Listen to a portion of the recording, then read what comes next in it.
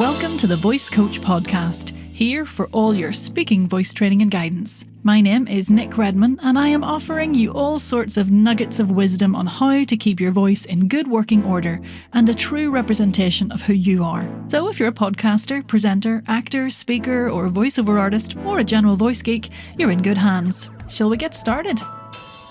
Right, where are we at today? Let's have a look. Oh yes, resonance. Hi there. I've been teasing the idea of talking about resonance for feckin' ages, and I keep getting distracted by other very important voicey training things, but let's do this. Let's talk about resonance. Now, if you remember way back at the start of this podcast, I did a how to structure your voice warm-up episode. I think it's number 1 actually, after the trailer. And in that, I outline like the basic outline of what a vocal warm-up should look like. I'll pop a link in the show notes just in case you're new to this podcast. But general voice training needs to take the same structure. So we've done a bit of work on breath, and now we're moving on to resonance, because you can't really have resonance without breath. So resonance is one of those words most people are like, yeah, I know what you mean by the term resonance. It's like vibrations in a space. Happy days. Resonance in terms of voice is basically what we're doing with the vibrations that come when we phonate or we make the sounds. Now, full disclosure, resonance can get really sciencey and nerdy, but I don't think everyone needs to know that information right now.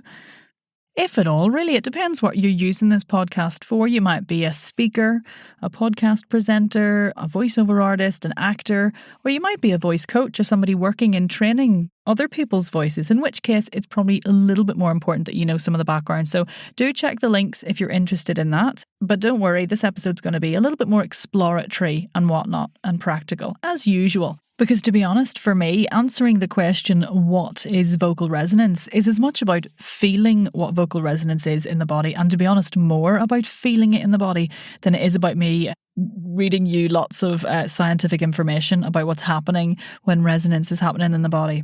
That being said, here are a few little definitions just to give you a bit of an insight into what resonance actually is in terms of the voice. I love this definition of resonance from, well, you guessed it, Christina Schewel. She wrote the Bible, link in the show notes.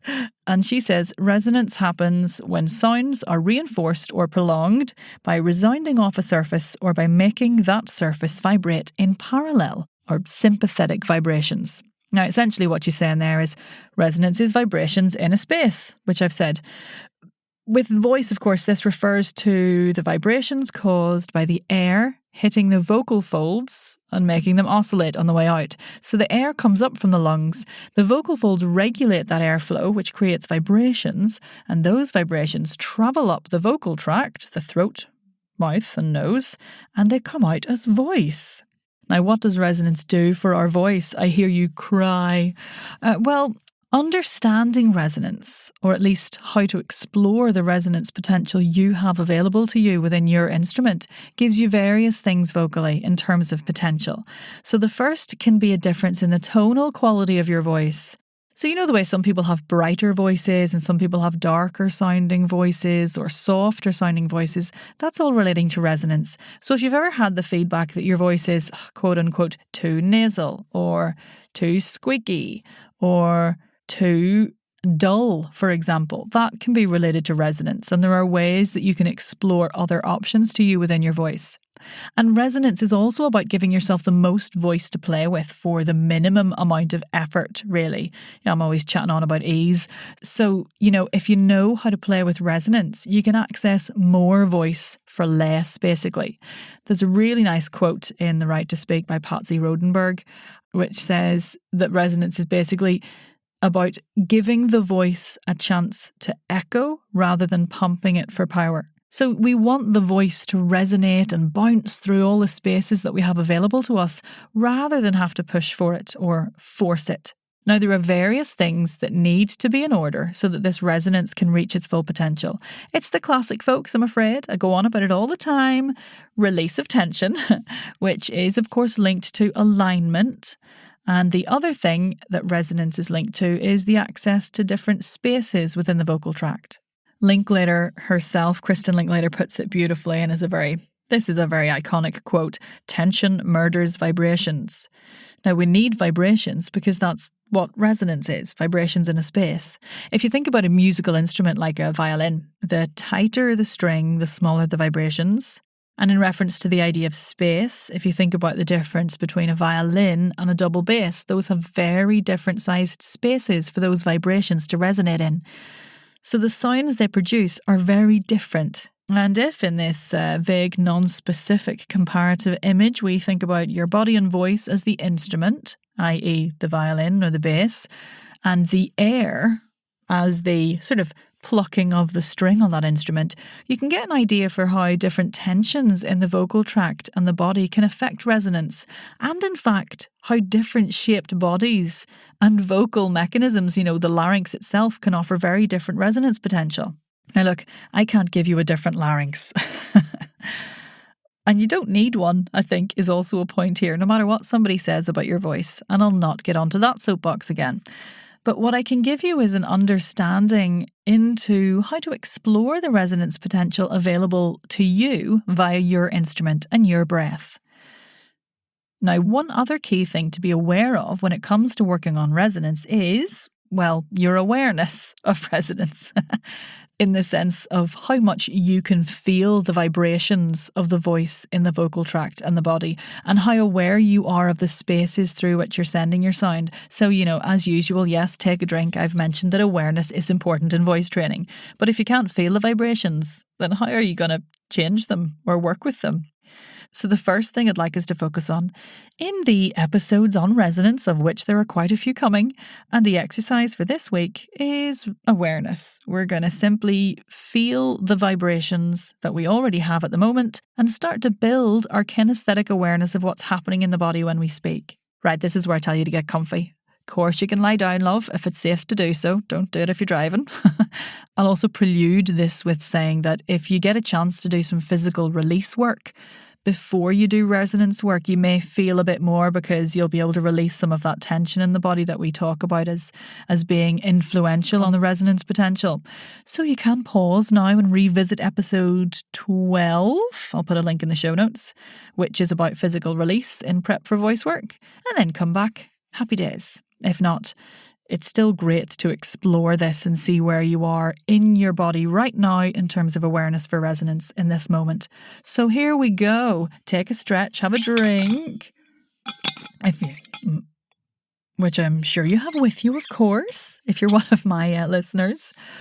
Have a wee stretch and a yawn in your comfy position. So if you're standing, just check that alignment from the ground up, feet onto the hips, knees released, bum heavy, spine long, neck free, shoulders gently dripping down the back. And if you're on the floor, semi-supine, feet flat, knees in the air, hands wherever you fancy, down by the sides, facing up, or on the belly. And you can also be seated, and that's fine. Just really think about those nice right angles from the floor up. So right angle from the foot to the shin, from the shin to the upper leg to the upper body, and try and find that lovely long spine. And we're just going to do a very gentle hum on the out breath. Staying on one comfy note for now. If you're a singer, try not to go into singing territory. Just let a hum come out on that breath. Almost like you're just catching the breath behind closed lips. On one comfy note for now. Breath comes in and it comes out through a gentle hum.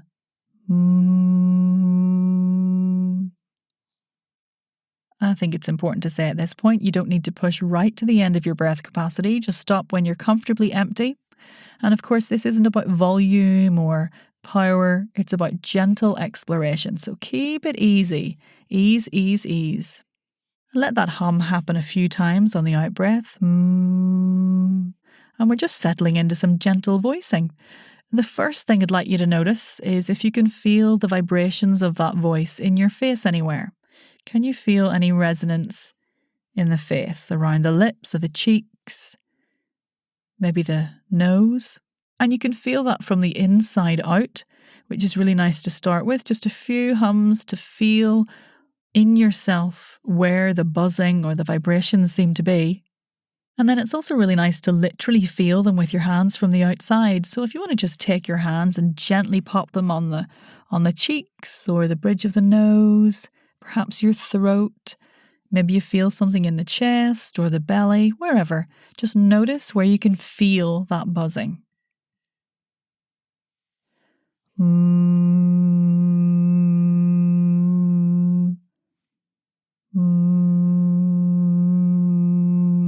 Wherever you fancy.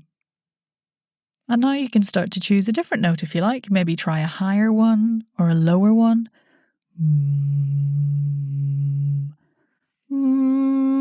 And see if that alters your vibratory feedback. Again, use your hands if that's helpful. Does it feel like the sound is anywhere different? Are there more vibrations or less vibrations? This is all really useful kinesthetic input for you as we explore this resonance. So let's move on to a different sound now. One that comes out of the mouth is, you might have noticed actually that the sound is a nasal sound, so it comes out the nose, which isn't important right now, but we'll get to that a little bit further on in resonance journey. But let's explore if a sound coming out of the mouth changes things a little bit. So pick a gentle fricative, like a v, z, z. That's a v for vegetable, z for zebra, v for this. A gentle voiced fricative, even a zh if you like that one, on that single note, and just explore if those vibrations change at all. Once again, from the inside out without the hands, and then place the hands on and just see if you can notice anything. So does it feel easier or harder to get some resonance and vibrations going in that sound? Are there more vibrations? Are there less vibrations? Where are they in the body? Are they higher, lower? And just gently glide up and down your range on that new sound as well.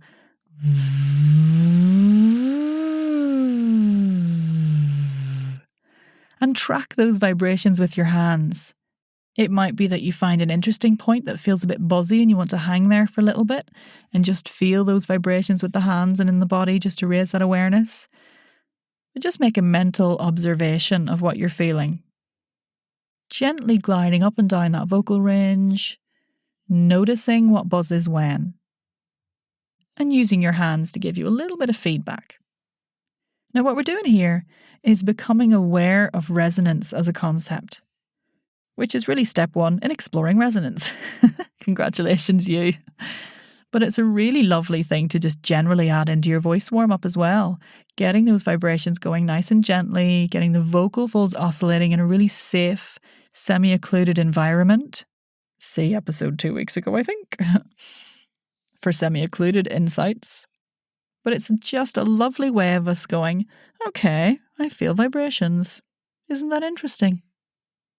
And noticing where your body responds, because we're going to be talking a little bit about the difference between primary and secondary resonance and head, oral, chest resonance and all these things, and unpacking all these terms as we move forward. And awareness is step 1. And it's a lovely step because it's so nice just to lie on the floor and buzz for a little bit. Okay, so let that come to a close and allow your attention just to come back into the room. Open your eyes if they were closed and maybe wiggle your fingers and your toes. It's nice, isn't it? Just nothing like a wee buzz of a morning / afternoon / evening, depending on where you are. A few things to say here now as you're just coming back into the space yourself is, if you're not feeling any vibrations, don't worry. Try a little bit more release beforehand, so maybe stretch out some of that tension. And maybe try, obviously, for a little bit longer, because I'm rushing through this a bit just to keep it within the confines of the episode length, because we've all got things to do. But the other thing is, you might just need to raise your awareness a wee bit more, which is all part of the process. If you're not used to checking in with vibrations in your body, then you might be like, I've got no idea what I'm supposed to be feeling. So just build a little bit of this work into your voice exploration each day. Like I say, you could pop it in your warm-up. That's a good way of getting it in there. Right, well, that's it for now. Check the show notes for some supporting geekery on resonance, a few little links in the books that I've mentioned here. And do reach out in the Voice and Accent Hub Facebook group if you have any questions. I'm so excited to be finally moving on to this next stage of voice training with you. I feel like it's been coming for a long time, but it's important to me that we take this nice and slowly and progressively give you as much as possible. So I'm buzzing, you might say. Lols. Oh, I should do stand up. No thanks, been there, done that. Had the therapy. Okay, that's it. I'm going to take my buzzy self off for a cup of tea now, so I will see you next time. Thanks for listening to the Voice Coach podcast. For even more support with your speaking voice, head on over to our free community, the Voice and Accent Hub on Facebook. See you in there.